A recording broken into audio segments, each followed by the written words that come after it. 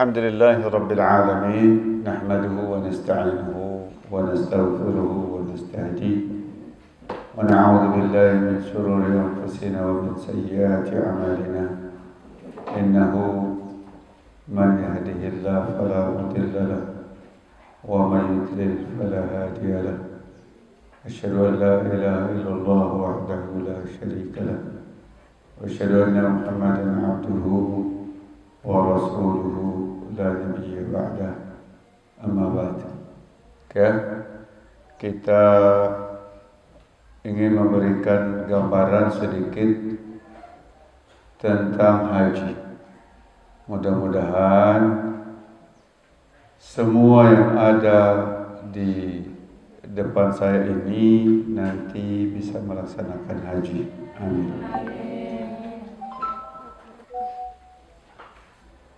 Jadi al-hajju secara bahasa lughatan al-qasdu waz-ziyarah wal-ittiyan. Qasdu itu menuju, datang, ziarah atau datang atau menuju. Itu secara bahasa. Tapi dan secara definisi secara umum adalah ibadah tertentu yang dilakukan pada waktu tertentu di bulan-bulan yang telah ditetapkan. Tentang haji.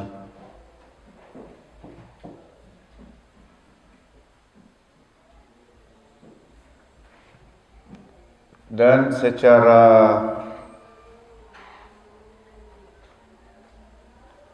historinya bahwa haji ini yang dilakukan oleh kaum muslimin itu semua kembali kepada hajinya Nabi Ibrahim alaihissalam. Jadi bahwa yang perlu juga kita tahu bahwa haji dalam Islam itu adalah ibadah yang dilakukan di Mekah pada musim tertentu di setiap tahun. Dan rangkaian praktek ibadahnya kita sebut manasik. Maka kalau dengar manasik haji itu maksudnya adalah rangkaian ibadah yang akan dilakukan sewaktu melaksanakan haji. Itu manasik haji. Sehingga kita belajar manasik, nanti apa yang kita lakukan waktu ibadah haji. Secara hukum dia cuman wajib satu kali seumur hidup. Kalau dia masih bayi, kalau dia nanti balik dan dia mampu, maka dia pergi haji lagi. Kalau dia tidak mampu, maka haji waktu bayi itulah yang dianggap sebagai dia sudah haji. Ya. Dan dia salah satu dari rukun Islam. Selalu disebut sebagai rukun Islam yang kelima. Dari hadis Nabi sallallahu alaihi wasallam, "Buniyal Islamu ala khamsin."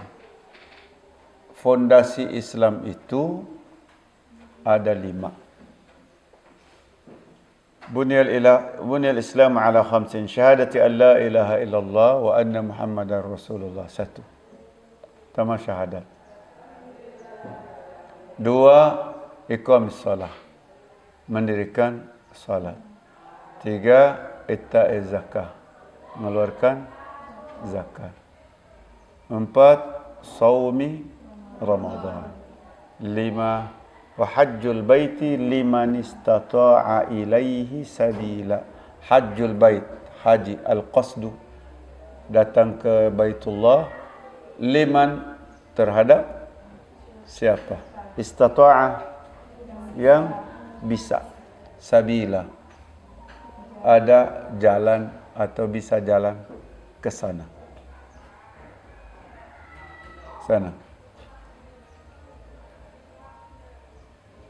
Dan dia bagi Muslim yang mampu dengan konsep istata'a ilahi sabila tadi, dia mampu, maka hukumnya wajib. Dia mampu, duitnya banyak, tapi kuota belum keluar, belum wajib. Tunggu kuotanya dulu.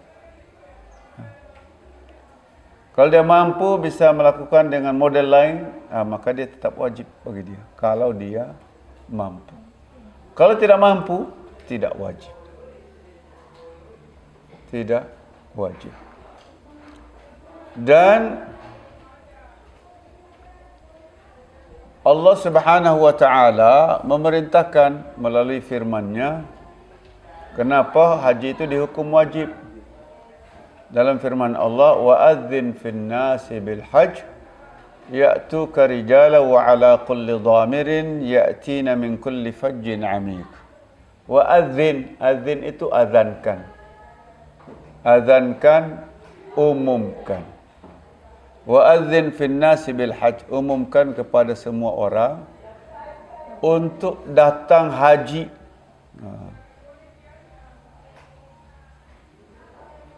Untuk datang haji, maka mereka akan datang rijalan, jalan kaki, ala kulli dhamir, mereka akan datang jalan kaki, mereka datang dengan kendaraan, mereka datang dari tempat jauh, mereka datang semuanya untuk menuju Baitullah melaksanakan ibadah haji. Dalam pembahasan tafsir Ibnu Katsir terkait dengan azankan ini, kata Nabi Ibrahim di dalam tafsir Ibnu Katsir jelaskan, ya Allah, kaifa uballighuhum wa sauti la yanfudhahum. Ya Allah, bagaimana saya bisa memanggil mereka sementara suara saya enggak nyampe? Maka kata Allah, wahai Ibrahim, engkau panggil saja. Yang akan membuat nanti sampai kepada tujuannya adalah Allah. Maka Nabi pun memanggil manusia dari atas salah satu tempat ketinggian di sana. Kemudian fasami'ahu, maka gunung-gunung merunduk untuk lewatnya suara itu. Maka didengarlah yang masih hidup, yang masih dalam, yang masih belum lahir, semuanya nanti menjawab, labbaika Allahumma labbaik. Mari kamu ke sini, labbaik. Labbaik ini untuk panggilan. Ya, ta'ali akhi, labbaik. Itu bisa menjadi sambutan, menjadi jawaban ketika kita dipanggil. Dan dia secara umum dia dimulai pada tanggal 8. Tanggal 8 dari bulan Zulhijjah, tetapi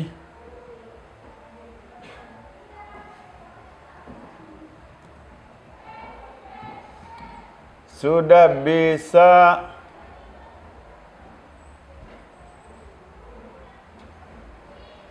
niat dari waktu bulan haji itu, yaitu Ashurul Hajj, Dzul Syawal, Dzulqa'dah, Dzulhijjah.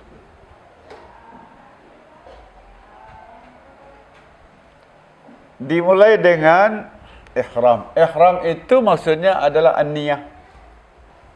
An-niyat. Nanti ihram ini memakai pakaian ihram. Memakai pakaian ihram.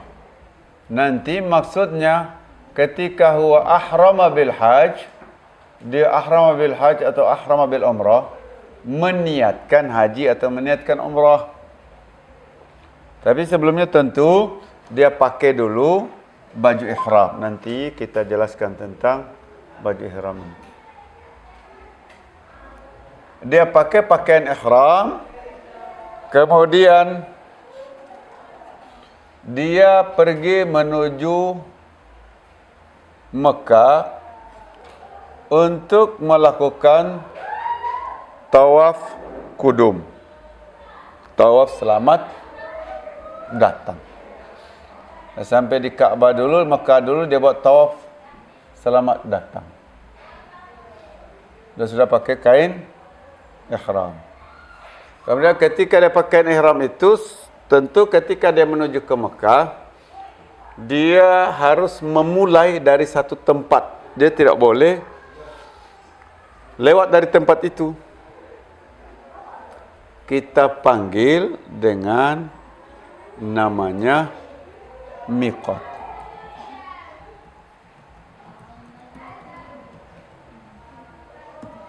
Miqat itu nanti tempat kita memulai.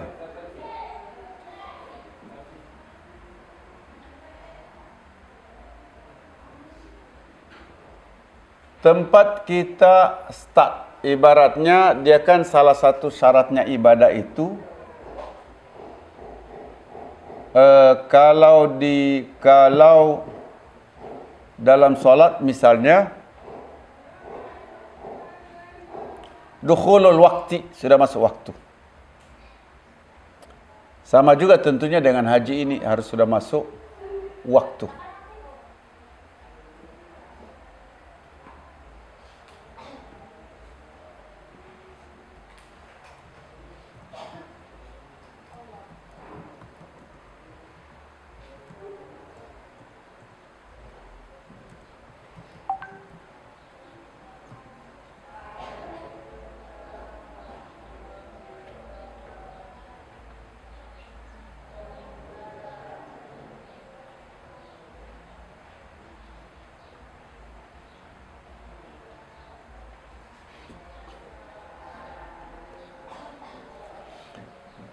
Jadi salah satu syarat ibadah itu ada istilah dukhulul waqti.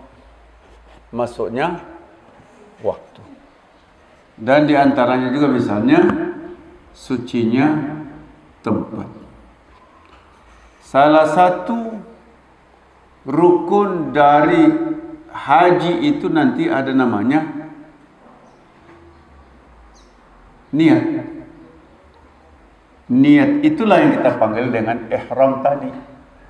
Kalau baju ihram itu lain. Ada baju ihram, ada niat ihram. Kalau baju ihram itu pakai kain ihram. Untuk laki-laki pakai kain tertentu. Untuk perempuan pakai biasa. Tidak jadi masalah. Apakah harus baju putih? Tidak. Dari segi waktu dia 3 bulan. Syawal, Zulqa'dah, 10 hari Zulhijjah. Itu awal boleh melakukan niat haji. Kalau sudah selesai Arafah, tidak bisa lagi niat haji. Jadi dari Syawal misalnya dia sudah mau niat haji, bisa. Bisa. Tapi tinggal nanti kita lihat hajinya. Nanti kita jelaskan tentang model-model ibadah haji.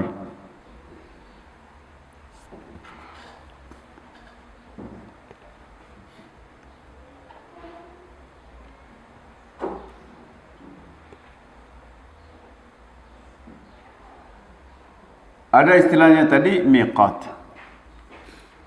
Miqat ini nanti tempat kita memulai ibadah haji. Mulai kita niat dari mana? Nanti mungkin kita jelaskan ya. Secara umum dulu.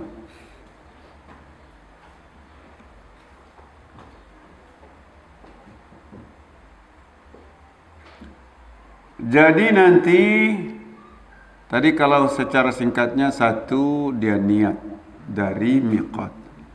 Pertama pakai kain ihram, kemudian dia niat, kemudian dia menuju Ka'bah dulu, tawaf kudum. Nanti ada cerita lain terkait dengan tawaf kudum ini. Kemudian dia menuju ke Mina untuk mengambil hari tarwiyah. Hari tarwiyah. Dia menuju ke Mina untuk hari tarwiyah. Kemudian setelah itu dia menuju ke Arafah. Dari Arafah nanti baru dia pergi ke Muzdalifah. Dalam kasidah lama dari Padang Arafah lalu ke Muzdalifah. Muzdalifah itu nanti ambil batu kerikil untuk Jumrah Aqabah dulu. Kalau Jumrah Aqabah berarti cuma 7 kali lempar, 7 biji. Nanti untuk jumrah-jumrah yang lain, jadi ada Ula, Wusta, Aqabah. Jumrah pertama, kedua, tengah, kemudian Aqabah. Ada 3 titik untuk lempar batu.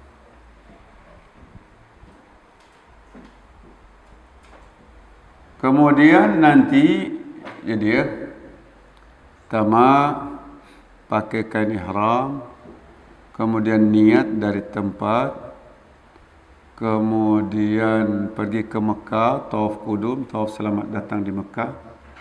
Kemudian keempat pergi ke Mina untuk hari tarwiyah.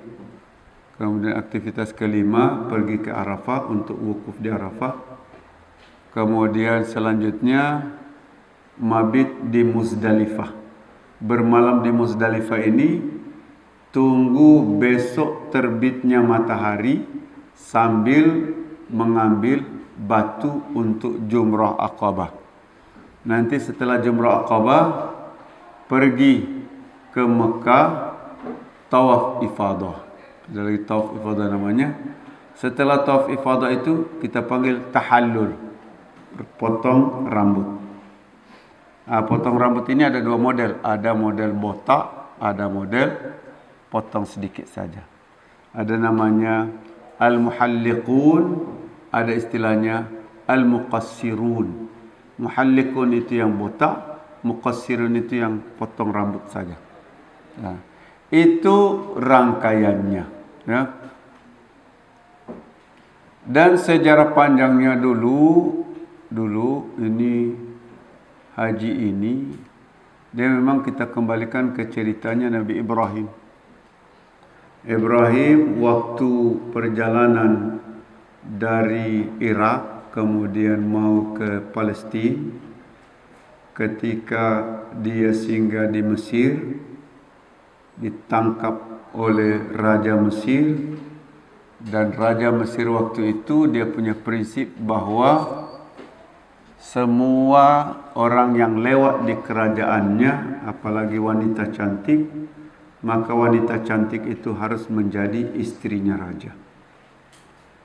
Maka lewatlah Ibrahim alaihissalam bersama Sarah istrinya. Maka dilaporkan kepada raja.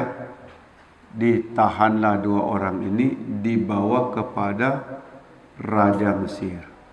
Maka Sarah berdoa, ya Allah, jangan engkau kuasakan orang untuk menyentuh badan saya selain suami saya. Maka setiap dia masuk di dalam raja ini, kasih masuk, maka raja akan menggigil seperti kesetanan.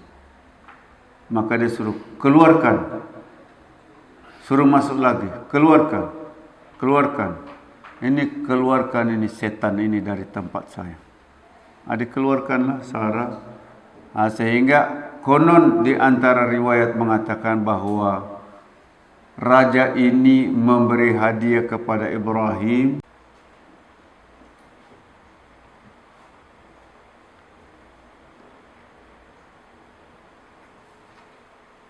kemana ya Allah? maka sabda Nabi sallallahu alaihi wasallam ke Mekah. Mana tadi hadisnya?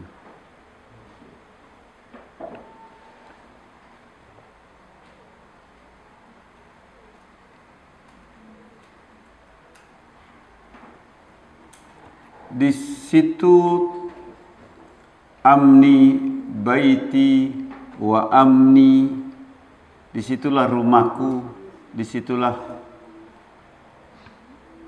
rasa amanku.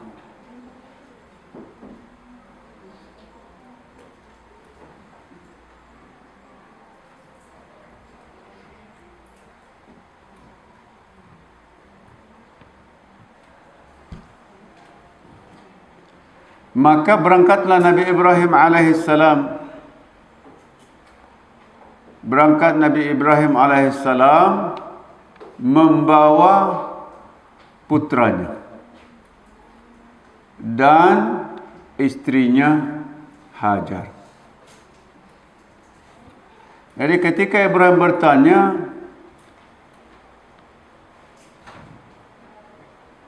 maka Allah suruh perintahkan, kamu keluar ila harami wa amni. Haram, haram itu tanah haram. Tanah haram itu tanah yang tidak boleh orang tidak beriman masuk, orang kafir masuk. Tanah haram. Ila harami wa amni wa awwalu buq'atin khalaqtuha min ardi wa hiya Makkah. Pergilah engkau ke haram saya, ke tempat aman saya, ke tanah yang pertama sekali aku ciptakan, yaitu Makkah. Maka dibawalah Ibrahim, Hajar dan Ismail dibawa oleh Jibril. Setiap kali Ibrahim melihat ada pohon-pohon, datang Jibril, Jibril di sini kah? Belum. Jibril sini kah? Tidak. Sampailah di tempat yang tidak ada tumbuh-tumbuhan, gersang betul, gunung-gunung saja. Tidak ada apa-apa. Hanya ada sedikit pohon yang disitulah kemudian Nabi Ibrahim meletakkan Hajar dan menyimpan Ismail. Dia sisakan, dia simpankan sedikit makan, sedikit minum. Kemudian Ibrahim mulai bergerak. Ibrahim mau jalan. Saat mau jalan ini Ibrahim tidak bicara. Dia mau pergi saja. Dia mau pergi karena memang macam tidak sanggup untuk meninggalkan istrinya dan putranya. Tapi perintah Allah. Maka dia tidak ada sepatah kata, dia jalan saja. Jalan. Ketika dia jalan ini, Hajar pun dia kejar Ibrahim. Kau mau kemana? Mau kemana ya Ibrahim? Ibrahim tidak menjawab. Ibrahim tidak menjawab. Maka Hajar menyusul dengan pertanyaan, ya Ibrahim, Allahu amaraka biha. Apakah Allah yang suruh kamu untuk simpan kami di sini? Naam. Itu saja kata-kata Ibrahim. Karena tidak sanggup dia meninggalkan putranya yang sudah ditunggu-tunggu, yang ketika punya anak ini Ibrahim usia 80 tahun lebih. Lama ditunggu-tunggu punya anak, disuruh bawa di Mekah. Maka sedih Ibrahim, dia tinggalkan. Maka ketika Hajar bertanya, ya Ibrahim, Allahu amaraka biha, apakah Allah yang suruh kamu untuk tempatkan kami di sini? Iya. Kalau begitu, kata Hajar, idzan lan yudayyi'ana Allah. Berarti Allah pasti akan menjaga kami. Itu keyakinan Hajar. Luar biasa keimanan Hajar. Tidak ada orang lain. Jadi di tengah lembah itu cuman Hajar dan Ismail. Burung tidak ada. Binatang-binatang tidak ada. Kenapa tidak ada? Karena tidak ada tempat, tidak ada yang bisa orang hidup. Salah satu perkara untuk orang hidup adalah air. Kalau sudah ada air, semua bisa hidup. Tumbuh-tumbuhan bisa tumbuh, orang bisa minum, ternak juga bisa minum, bisa hidup. Jadi ketika sudah mulai siang begitu, sudah panas, ketika bekal air minum sudah habis, maka Hajar pun mencari sumber minuman untuk anaknya. Jadi berlari-larilah dia. Dia pun pergi, subhanallah, Allah tunjukkan ke dia bahwa di sana ada air. Pertama di Bukit Safa. Maka memang nanti kalau kita, mudah-mudahan kalian nanti pernah melihat nanti, memang dia menanjak dia. Makanya kan ketika kita naik Bukit Safa itu bacaannya Abda'u bima bada Allah. Saya mulai dengan yang Allah mulai dengannya. Innas Safa wal Marwata min sya'airillah. Itu dalam Al-Quran. Jadi itu sejarahnya kembali kepada Hajar. Dia coba lari ke atas Bukit Safa, dia pikir ada air. Sampai di atas ternyata bukan air, fata morgana. Kemudian jadi pandangannya dia melihat terus. Jadi istilahnya begini, kalau di sana itu ini Bukit Safa, ini Ka'bah, ini kue.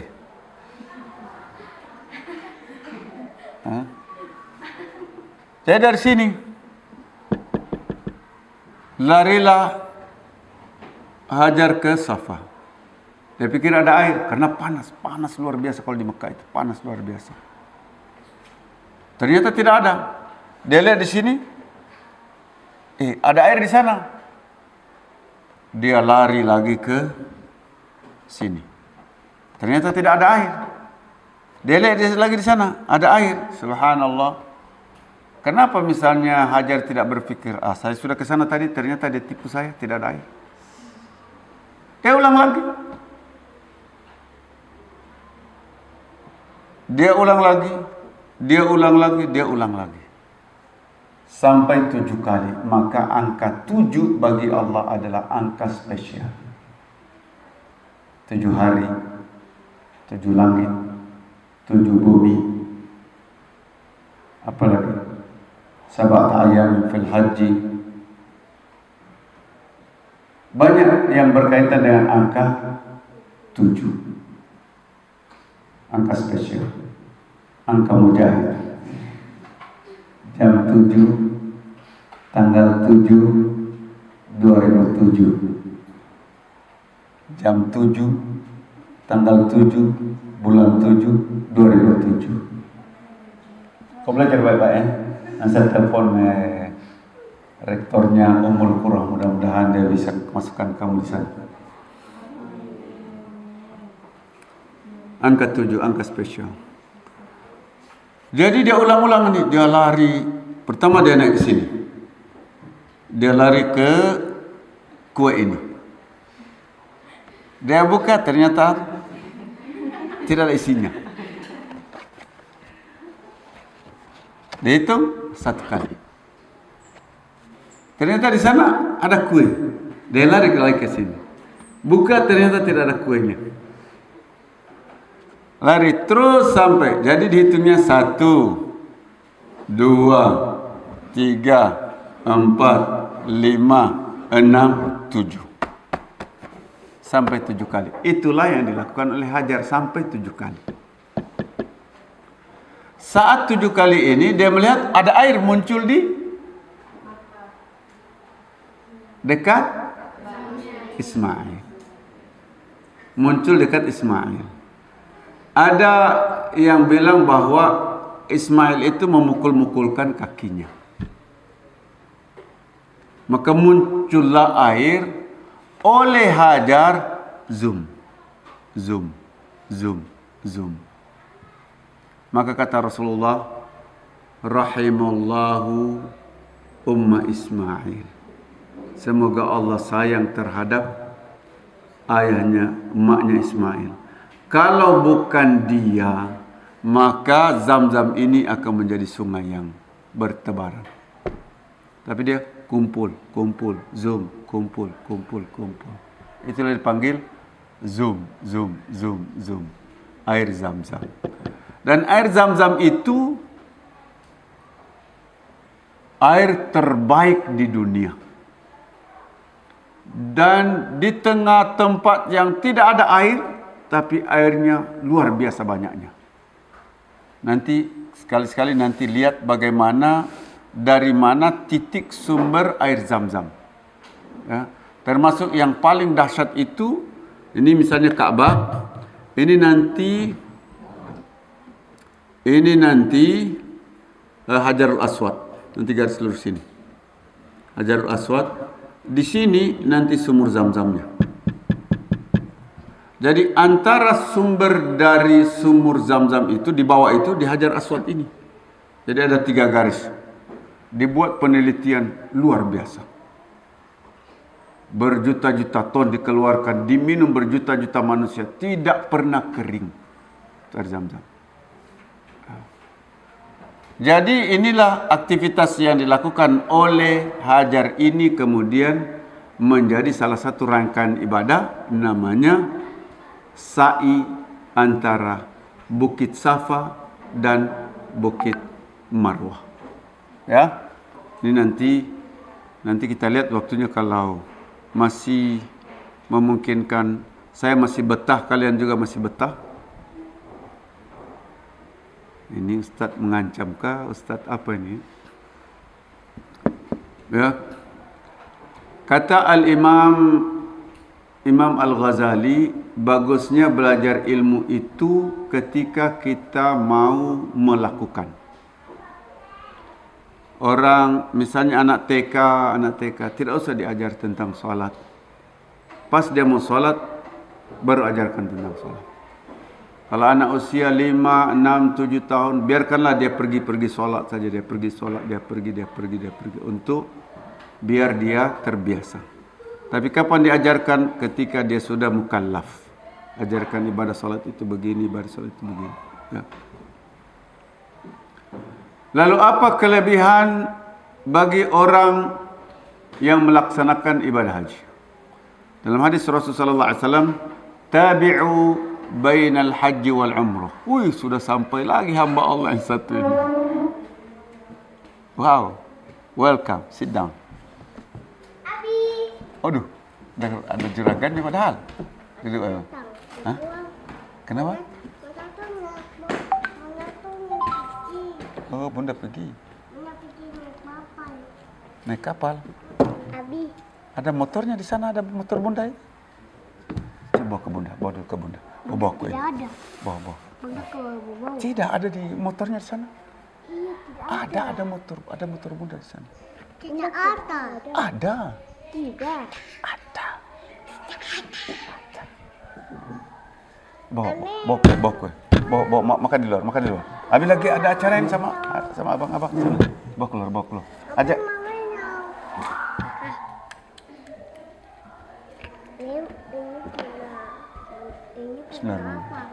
Bismillahirrahmanirrahim. Oke, bawa kue. Bawa sama abang. Bawa makan di luar sana. Makan. Macam di bawah tenda-tenda macam kalian berkemping sana. Bawa pohon-pohon sana. Sana, jalan. Di bawah pohon sana ya. Bagus. Madu. Tabi'u bainal haji wal umrah fa innahuma yanfiyanil faqra wadh-dhunuba kama yanfil kiru hubathal hadid wadh-dhahaba wal fiddah wa laysa lil hajjatil mabrura thawabun illa al jannah. Sambung-sambungkan antara haji dan umrah. Haji umrah. Karena dua ibadah ini akan menghilangkan kefakir miskinan dari kalian. Ya memang kalau orang pergi umrah terus duitnya banyak. Kan begitu. Kan? Tapi kalau tidak ada duit, maksudnya kalau dekat-dekat Mekah, dekat-dekat kan bisa ulang-ulang. Karena dia bisa membebaskan kalian dari kefakiran, membebaskan kalian dari dosa, sebagaimana al-kiru hubuthal hadid. Apa itu magnet kalau ada sisa-sisa besi dia, tangkap dia, hubuthal hadid, membersihkan. Wadhhab wal fiddah. Walaisatil hajjatul mabrurah thawabun illa al-jannah. Haji mabrur itu ganjarannya surga. Begitu. Haji mabrur ganjarannya surga. Ini. Ketika Nabi Muhammad SAW ditanya, tolong ambil remote-nya ini, Ustaz Iman. Ayul a'mali afdal? Ibadah jenis apa yang paling afdal? Maka Rasulullah SAW menjawab, imanun billahi wa rasulih, beriman dengan Allah dan Rasulnya. Qila thumma madha? Kemudian apa lagi ya Rasulullah? Qala al-jihadu fi sabilillah, jihad di jalan Allah. Kemudian qila thumma madha? Lalu apa lagi ya Rasulullah? Qala hajjun mabrur, hajjun mabrur. Jadi iman dengan Allah, jihad, haji mabrur. Dan dalam hadis Bukhari, man hajja falam yarfus walam yafsuq raja'a min dhunubihi kayaumin waladatu ummu. Siapa yang haji, siapa yang tidak fasik, maka dia akan pulang dari Mekah seperti dia baru dilahirkan oleh ibunya, tidak ada dosanya. Dalam hadis yang lain, baginda sallallahu alaihi wasallam menyampaikan, al-umratu ila al-umrati kafaratun lima bainahuma. Dari satu umrah ke umrah yang lain adalah penghapus dosa-dosa. Penghapus dosa-dosa. Wal hajjul mabruru laisa lahu jazaa'un illa al-jannah. Dan haji mabrur itu tidak ada pahala yang pantas untuknya kecuali surga. Ini kalau kita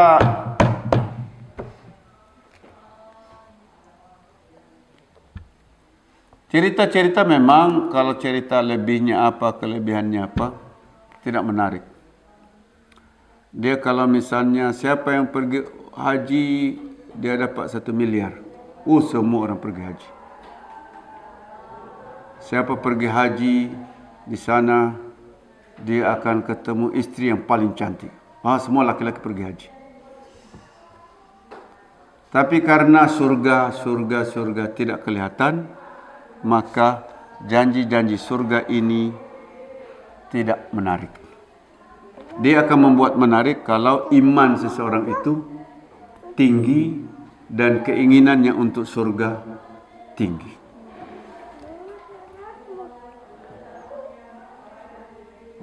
Dan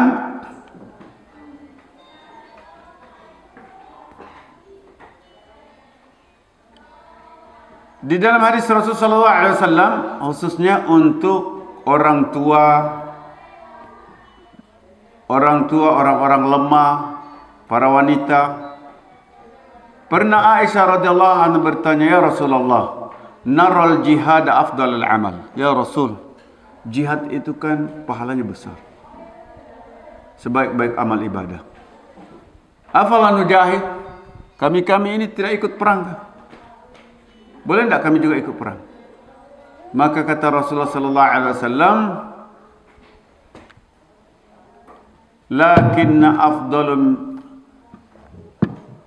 lakinna afdalum minal jihad hajjun mabrur. Tapi yang paling afdal dari jihad itu adalah haji mabrur. Tapi dalam riwayat yang lain, baginda menyampaikan, jihadul kabiri wad dha'ifi